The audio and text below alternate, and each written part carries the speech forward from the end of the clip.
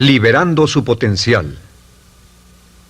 Hablando de potencial humano, ¿alguna vez se han preguntado a qué se debe la gran disparidad de resultados y desempeño entre una persona y otra?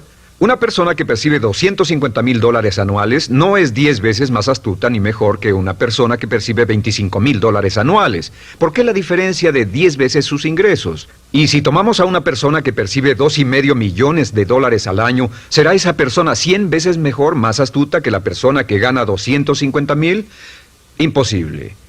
En un estudio reciente de coeficiente intelectual probaron a 1,000 personas de una cierta población y llegaron a la conclusión de que la mejor persona entre los 1,000 solo era 2,5 veces más astuta que la persona de menor coeficiente intelectual. Solo 2,5 veces la disparidad, y tal vez eso sea con toda la población. ¿A qué supone que se debe la diferencia? Al hablar de potencial humano, llegamos a una fórmula que deduje hace algunos años. Tal vez eso lo explique un poco. La fórmula comienza con lo que llamamos AI. O sea, atributos innatos, las cualidades, la inteligencia, la habilidad, el temperamento, cosas con las que se nace que no pueden cambiarse mucho. Además de los atributos adquiridos.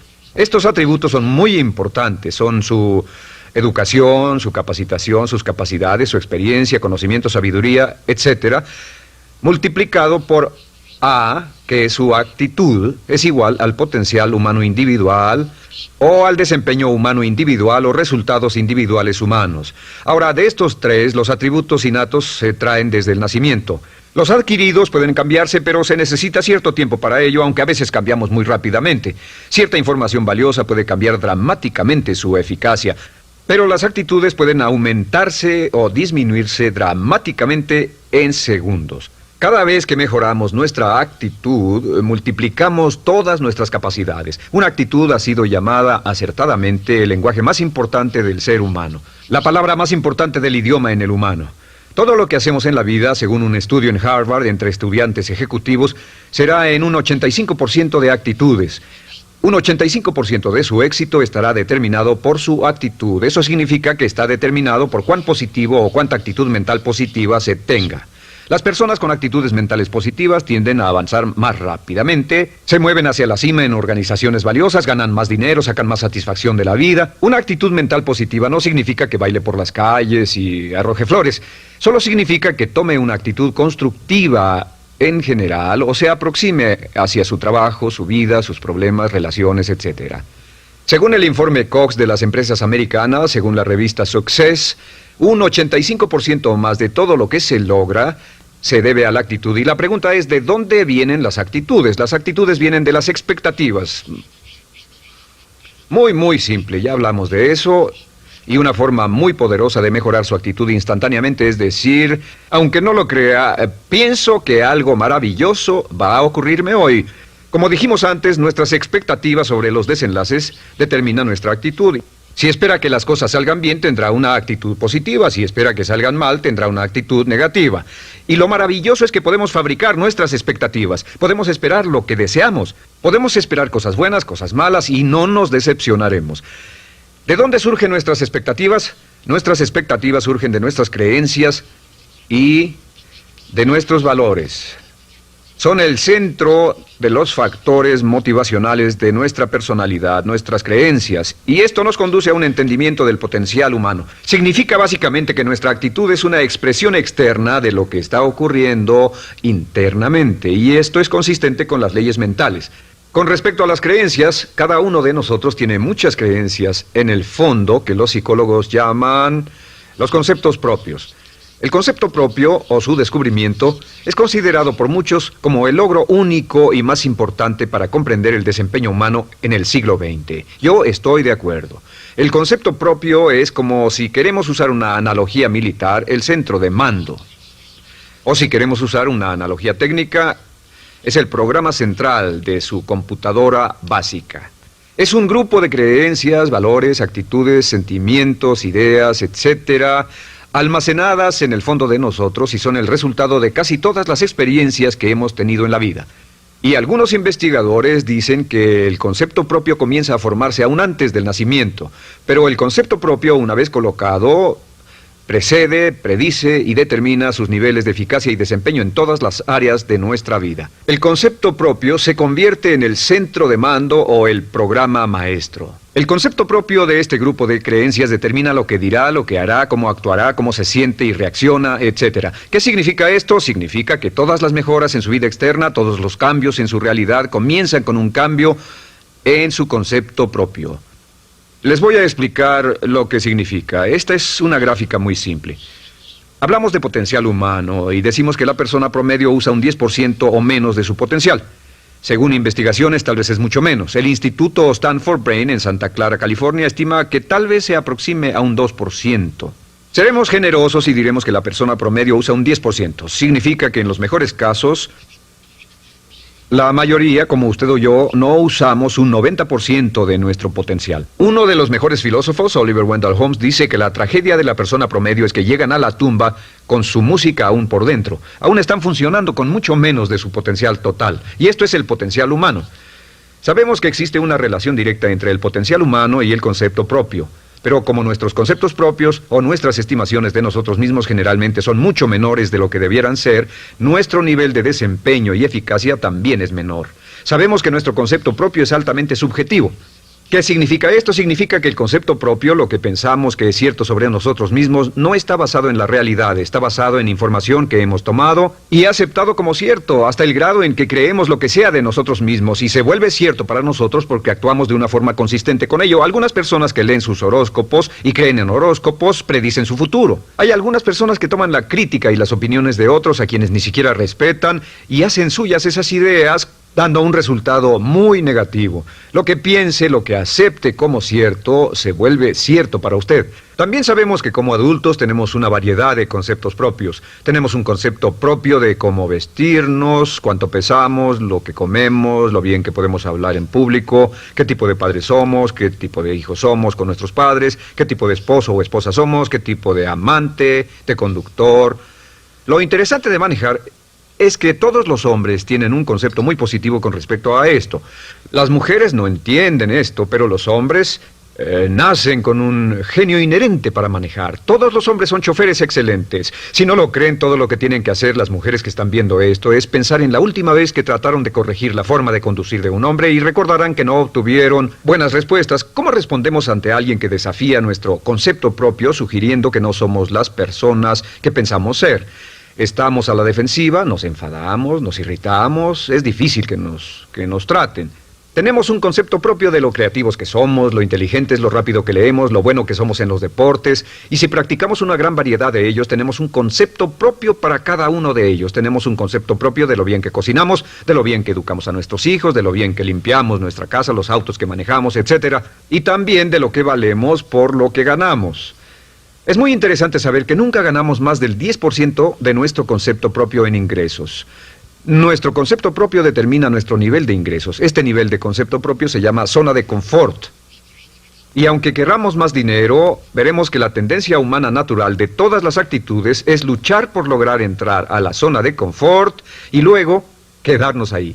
Si ganamos un 10% por encima de nuestro concepto propio de ingresos, tendremos una necesidad imperante de deshacernos de ese dinero. Lo donaremos, lo gastaremos en forma extravagante y hasta lo perderemos si recibimos demasiado. Las personas que ganan la lotería siempre están quebradas a los 2 o 3 años. Queman el dinero porque ese dinero está más allá de su concepto propio. Si gana 10% o menos de su nivel de concepto propio, se descubrirá luchando, trabajará más duro, más tiempo, pensará en forma más creativa, buscará diferentes formas para aumentar sus ingresos o sus segundos ingresos. La única forma de mejorar cualquier parte de su vida, incluyendo sus ingresos, es aumentando el nivel del concepto propio de sus ingresos, comenzando a pensar en usted como si estuviera ganando más dinero. Si quiere bajar de peso, la única forma en que podrá lograrlo es pensando en que está delgado. Piense en usted mismo como una persona más delgada. Si quiere volverse una persona más popular, más amorosa, más feliz o más sana, comience a pensar una y otra vez en esas cosas hasta que se vuelvan parte de su nuevo concepto propio.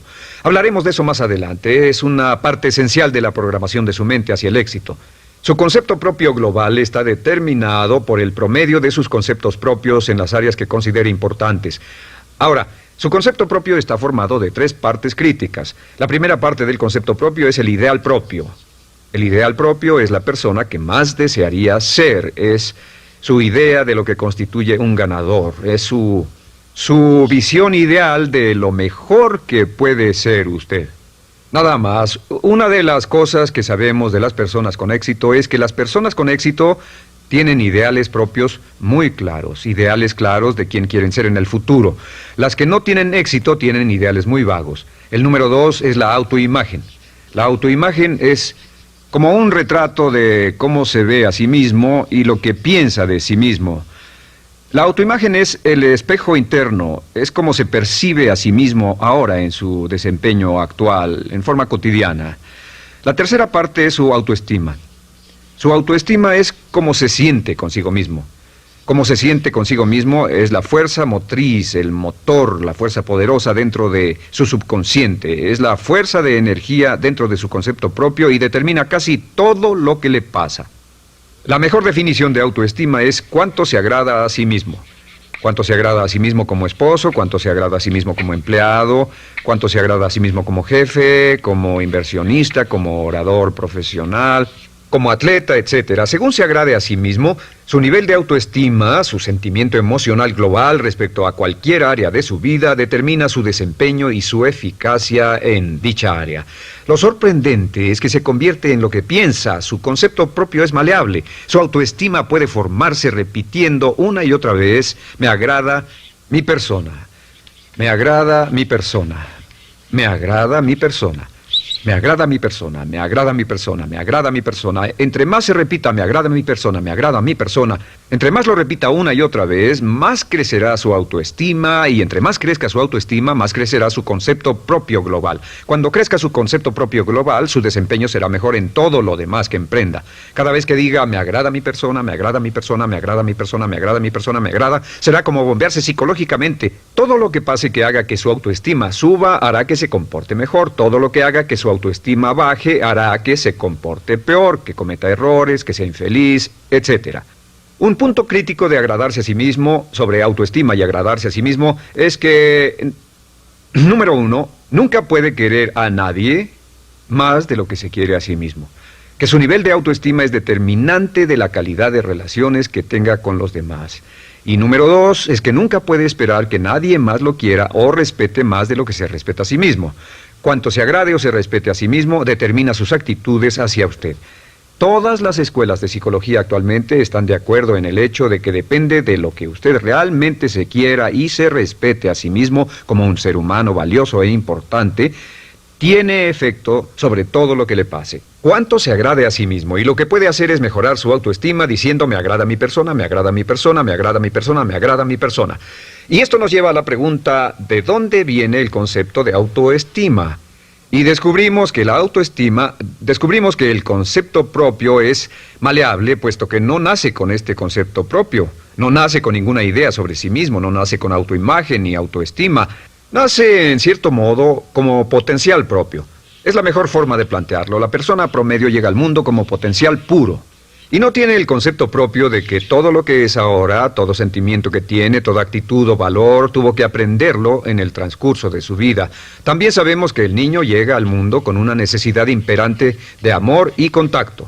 Y como una gran cantidad de investigaciones lo indican, necesitamos mucho amor y contacto durante toda nuestra vida, pero en especial durante nuestros años de formación, porque de niños aprendemos quiénes somos, cuánto valemos, si somos importantes, inteligentes, amorosos, chistosos. Todo esto lo aprendemos por la forma en que nuestros padres nos tratan. Si nuestros padres, nuestros parientes, tíos o tías, en especial nuestros padres, nos tratan como si fuéramos realmente importantes, crecemos pensando que somos realmente importantes, pero si nuestros padres no lo hacen, pasa algo más. Sabemos que los primeros años de vida son los más importantes para el desarrollo del concepto propio, que un niño comienza a partir de cero. El niño nace sin saber quién es él o ella. Son sumamente valiosos el primero, segundo, tercero, cuarto y quinto años de vida. Algunos psicólogos pensaban que eran los 5 primeros años, pero ahora dicen que son los 3 primeros años. En sus 3 primeros años de vida el niño aprende quién es y dicen que si se les da suficiente cantidad y buena calidad de amor en los 3 a 5 primeros años, los prepara usted de por vida. Los coloca en una base sólida de autoestima y confianza en sí mismos, valor e importancia realmente. Existe una relación directa entre la calidad y la cantidad de amor y el desarrollo de una personalidad sana. Entre más amor, amor incondicional, reciba un niño en sus años formativos, más fuerte será la base de su personalidad. El reverso de la educación es que casi todos los problemas de psicosis, neurosis, perturbaciones de la personalidad y problemas de comportamiento surgen de los problemas que se tengan con el concepto propio. Ahora observemos a los adultos. Aquí está nuestra personalidad adulta. Si nos observamos, podemos llegar a reparar nuestras bases, por así decirlo, repitiéndonos una y otra vez: me agrada mi persona, me agrada mi persona, me agrada mi persona, y llevamos ese concreto reparador hacia la base de nuestra personalidad. Los niños necesitan el amor como las rosas necesitan la lluvia. Los niños que carecen de amor a menudo mueren por escasez de amor. Es una enfermedad llamada marisma. Ahora, ¿qué más sabemos sobre los niños? Sabemos que los niños llegan al mundo con dos atributos notables. El primero es que no sienten temor. Los niños nacen sin temores. No temen a nada excepto a caerse y a los ruidos fuertes. Y esto se expresa en sus actitudes: yo puedo. Los niños llegan al mundo pensando que pueden hacer cualquier cosa, y quien haya criado a un niño hasta la edad de 3, 4 o 5 años sabe que debe pasar esos primeros años evitando que se maten, porque son como pilotos japoneses, porque no le tienen miedo a nada. Su segundo atributo es que llegan al mundo totalmente espontáneos. Dicen lo que quieren, hacen lo que quieren, son totalmente desinhibidos. Totalmente. Ellos no temen hacer nada de lo que desean, y esto se expresa en su actitud: no quiero. No tengo que hacerlo. Si ha tratado de controlar a un niño, lo habrá visto. Lo primero que dicen cuando comienza a darle órdenes, lo primero que aprenden es: no tengo que hacerlo. Claro, a veces cambiamos sus mentes de una u otra forma, pero estos son los dos atributos con los que los niños llegan al mundo. Llegan al mundo sin temores y desinhibidos. ¿Qué significa esto? Significa que nuestro derecho innato natural es no ser temerosos y ser desinhibidos. Y solo cuando podemos crear la misma situación en nuestra vida adulta, cuando no tememos y somos desinhibidos, nos sentimos a gusto con nosotros mismos.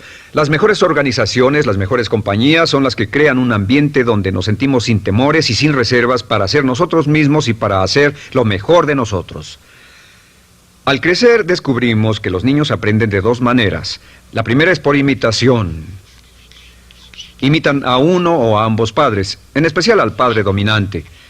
Algunas veces el padre dominante cambiará cuando crezca el niño, y a veces los niños imitan al padre, a veces a la madre, pero aprenden por imitación. Muchas características y hábitos que tenemos como adultos los aprendimos de nuestros padres. ¿Alguna vez ha tenido la oportunidad, ha tenido la ocasión de gritarle o reñirle a uno de sus hijos? Verá que le dice las mismas cosas que le dijo su padre a usted cuando era niño. Así que imitamos. A veces imitamos su caminar, a veces su forma de hablar, a veces imitamos sus valores, sus creencias, etc. Aunque esos valores y esas creencias no tengan ningún valor. ¿Por qué? Porque nuestros padres eran así cuando nosotros éramos niños. La segunda forma en que aprendemos es pasando de la incomodidad, lo que no se siente bien, hacia la comodidad. Freud llamó a esto el principio del placer. O sea que nos movemos hacia aquello que nos hace sentir cómodos, lo que nos da placer, lo que nos hace sentir bien con nosotros. Nos movemos de la incomodidad hacia la comodidad. Así es como aprendemos a no mojar el pañal, por ejemplo. Sabemos que no es agradable caminar con popó o pipí en nuestros pañales. Vemos lo que hacen nuestros padres, vemos lo que nuestros parientes hacen y decimos: estas personas no hacen lo que yo. Así aprendemos a caminar y lo demás. Así que de la incomodidad hacia la comodidad. Durante toda nuestra vida, por cierto, así es como aprendemos. Imitamos leyendo lo que otras personas hacen, estudiando libros y en el trabajo, imitamos cuando vamos a la escuela, y hacemos lo que nos da resultados positivos, lo que nos da refuerzos positivos, y hacemos cada vez menos las cosas que nos causan incomodidad o dolor. Ahora, muy temprano en la vida, como equivocación o como resultado de una equivocación que los padres cometen en la crianza, los niños comienzan a aprender hábitos y patrones negativos. Los patrones y hábitos negativos tienen sus raíces principalmente en la crítica destructiva. La crítica destructiva comienza muy temprano en la vida, a veces en los primeros meses. Y la crítica destructiva la usan los padres para dirigir y controlar a sus hijos. Desafortunadamente, tiene un efecto muy peligroso y dañino sobre nosotros, ya que la crítica destructiva tiende a minar la integridad de la personalidad del niño. Muchos de nosotros, incluyéndome a mí y a muchos de ustedes, nos hemos visto minados y heridos por la crítica destructiva más que todas las guerras en la historia. Ahora, como resultado de la crítica destructiva, comenzamos a desarrollar hábitos y patrones negativos. Los patrones de hábitos negativos son respuestas condicionadas hacia los estímulos. Los patrones de hábitos negativos se desarrollan en los inicios de la vida. Se desarrollan como resultado de una repetición del temor y el dolor una y otra vez. Se desarrollan como resultado de la crítica destructiva, el castigo físico, etc. En los inicios de la vida comenzamos a desarrollar dos manifestaciones que nos persiguen durante toda nuestra vida y más que ninguna otra cosa inhiben nuestro potencial. La primera es la llamada patrón de hábito negativo inhibido. El patrón de hábito negativo inhibido se aprende cuando al niño le dicen una y otra vez no. Aléjate de ahí, no toques eso, y se le castiga. Cuando el niño intenta algo nuevo, o se involucra con algo, o huele algo, o derrama algo, o rompe algo accidentalmente, el padre estalla y se enfada mucho. Como ven, el niño está impulsado por la curiosidad insaciable de explorar su mundo. Y lo que pasa es que cuando lo explora o se interesa y echa a perder algo, si el padre reacciona golpeando al niño, el niño comienza a pensar cada vez que intento algo nuevo, cada vez que intento algo diferente, cada vez que voy más allá de mis límites, cada vez que me salgo de mi zona de comodidad, cada vez que no juego sanamente, me golpean, me castigan, me lastiman, me envían a mi alcoba y me siento mal. Y muy pronto el niño desarrolla el sentimiento de no puedo, no puedo. No puedo. Cada vez que trato algo diferente, me castigan. No puedo, no puedo, no puedo. Es como la respuesta de Pavlov. Pavlov sonaba la campana y le daba de comer a un perro, y el perro salivaba, y Pavlov alimentaba al perro. Mientras sonaba la campana, el perro salivaba y siguió haciendo eso, y después Pavlov solo sonaba la campana y el perro salivaba. Lo que pasa en la vida adulta es que esto crea lo que llamamos temor al fracaso. El temor al fracaso es una respuesta condicionada a un proceso de crítica destructiva que ocurre en los primeros 5 o 6 años de la vida. El temor al fracaso automáticamente nos activa, nos sentimos ansiosos, tensos, intranquilos, sentimos presiones y estrés en nuestro plexo solar, sentimos ganas de retirarnos del evento, y el temor al fracaso es la razón principal por los fracasos en la vida adulta. Es la razón principal por la que evitamos cumplir plenamente nuestro potencial. De hecho, todos los patrones de hábitos negativos se experimentan en el cuerpo físico. Puedes saber cuál es un patrón de hábito negativo porque se siente en el cuerpo físico, precisamente. El patrón de hábito negativo inhibido, el temor al fracaso, el no puedo, ocurre primero que todo en el plexo solar. ¿Ha tenido la ocasión donde debe hablar frente a un grupo, debe ir a una revisión de su desempeño o debe hacer una llamada determinante? Primero su plexo solar se aprieta. Si el temor continúa, su respiración se acelera. Su corazón comienza a latir apresuradamente, su frecuencia respiratoria aumenta y le duele la cabeza como migraña en la parte frontal, su garganta se le cierra y no puede hablar y se le seca la boca por completo, y como se pone tan tenso y asustado, va corriendo al baño. Estas son todas las manifestaciones. No hay peligro físico, pero sí peligro psicológico, una respuesta condicionada. Cuando sentimos estas cosas, la tendencia es retirarse de la situación que las ocasiona, y es la razón por la que no logramos mucho si retrocedemos. Es muy importante. El segundo patrón de hábitos negativos es el compulsivo. El patrón de hábito negativo compulsivo se aprende cuando a los niños se les dice una y otra vez: más vale que lo hagas. Si no lo haces, tendrás problemas o me las pagarás. A los niños se les convierte en recipientes del amor condicionado. Los padres no intentan hacer esto, pero lo que hacen es sugerirle al niño: no te amo, por lo tanto no estás a salvo, a menos y hasta que hagas lo que yo quiero. El niño crece sintiendo: tengo que hacer lo que quiera mi mamá. Debo complacerla, debo complacer a papá, debo complacer a los demás, debo complacer a mis parientes, y a veces debo complacer a mis semejantes, debo complacer a mis maestros, debo complacer a todo el mundo, y crecen con esto: debo. No puedo hacer lo que quiero hacer, debo hacer lo que complace a las demás personas. Este patrón de hábito negativo muy temprano en la vida se traduce en el temor al rechazo. El temor al rechazo lo experimentan los hombres como adultos como un comportamiento tipo A. Hablaremos del comportamiento tipo A posteriormente.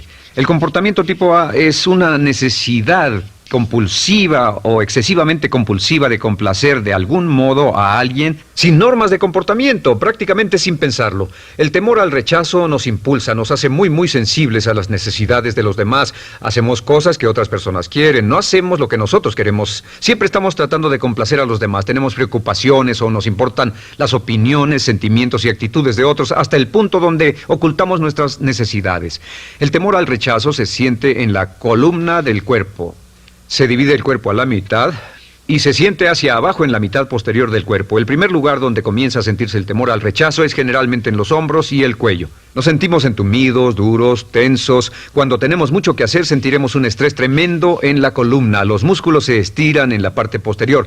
A veces se manifestará como flebitis y venas varicosas y a menudo nos darán dolores de cabeza en la parte posterior de esta porque las arterias carótidas que llevan la sangre hasta la cabeza, los músculos a su alrededor se contraen y la cantidad de sangre que fluye hacia la cabeza fluye más lentamente y se siente un terrible dolor de cabeza en la parte posterior. Estos dos temores, los patrones de hábitos negativos compulsivos, el compulsivo y el inhibitorio, son resultado de la crítica destructiva, el gran destructor de la personalidad que nos persigue durante toda la vida.